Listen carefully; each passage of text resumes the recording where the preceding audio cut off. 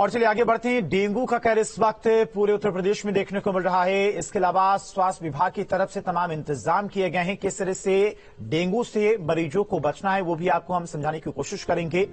Dengue का कहर UP में इस वक्त लगातार बढ़ रहा है। हर रोज नए मामले सामने आ रहे हैं और डेंगू का डंक इस वक्त लोगों को डरा रहा है। अस्पतालों में मरीजों की संख्या बढ़ती जा रही है।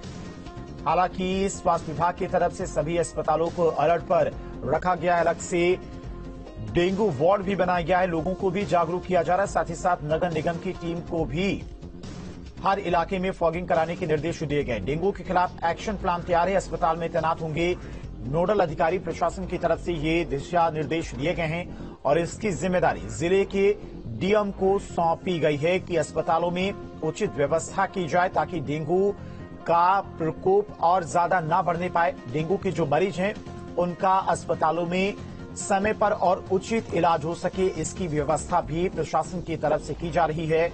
और डेंगू को लेकर लगातार बैठकें भी चल रही। मुख्यमंत्री योगी आदित्यनाथ भी अधिकारियों से तमाम सारी जानकारियां भी ले रहे हैं।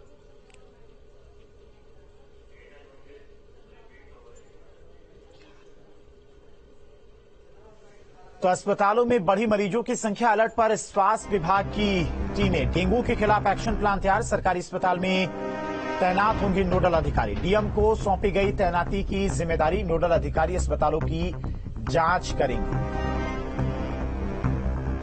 तो डेंगू का डंक लोगों को डरा रहा है। दूसरी तरफ स्वास्थ्य विभाग की टीमें भी अलर्ट पर हैं। डेंगू के खिलाफ एक्शन प्लान तैयार किया गया है और हर जिले में एक नोडल अधिकारी तैनात किया जाएगा। सरकारी अस्पताल में ये नोडल अधिकारी तैनात किए जाएंगे।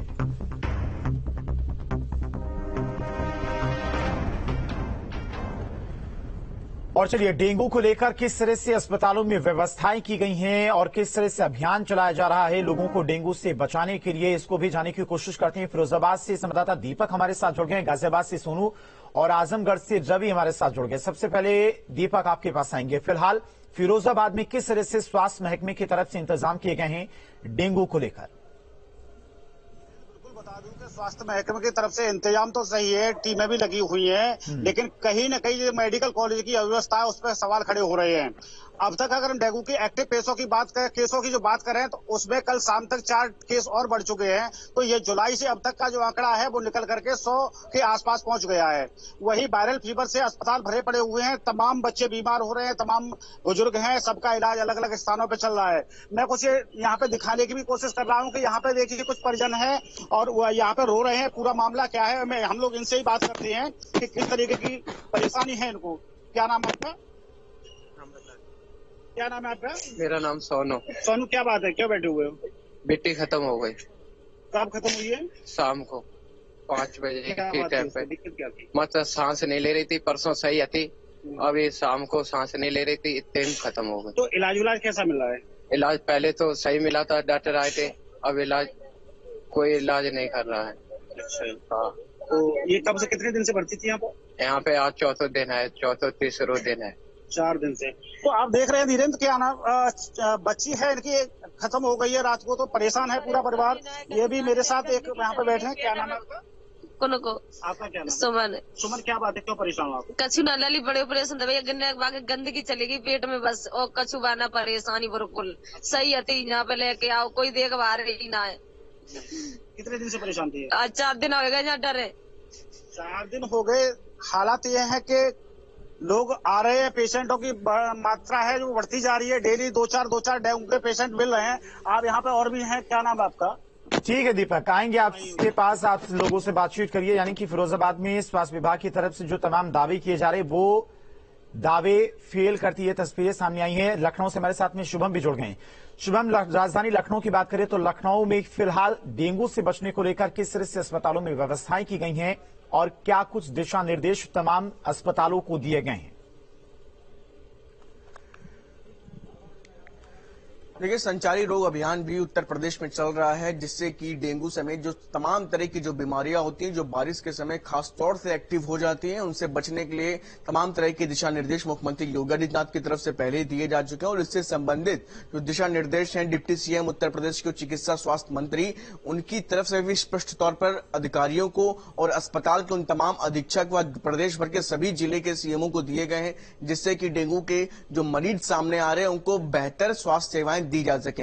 इसी कड़ी में उत्तर प्रदेश की अगर बात करें तो राजधानी लखनऊ में अब तक 254 मरीज डेंगू के सामने आ चुके हैं और इन तमाम लोगों को इलाज दिया जा रहा है, जिससे कि डेंगू के प्रभाव से इनको बचाया जा सके। राहत की बात यही है कि राजधानी लखनऊ में अभी तक एक भी मौत डेंगू से नहीं हुई है। लिहाजा उत्तर प्रदेश में और राजधानी लखनऊ में उन तमाम जगहों पर जहां पर डेंगू संबंधित मरीज आ रहे हैं, जहां पर संभावनाएं हैं डेंगू के पनपने की, उन तमाम जगहों पर लगातार इसी तरह से ऑपरेशन भी चलाए जा रहे हैं कि जिससे कि कहीं पर भी अगर जल भराव हो तो उसको जल्द से जल्द हटा करके डेंगू के पनपने की जो संभावनाएं हैं उनको पूरी तरह से खत्म किया जा सके। और अगर कोई डेंगू से पीड़ित हो जा रहा है तो उन्हें अस्पताल में भी बेहतर व्यवस्थाएं मिल पाए। ठीक है, आएंगे शुभम आपके पास। गाजियाबाद से सोनू भी हमारे साथ जुड़े हुए हैं। सोनू, गाजियाबाद की बात करें तो वहां पर फिलहाल अस्पतालों में क्या हाल, कितने मरीज डेंगू के हर रोज सामने आ रहे हैं?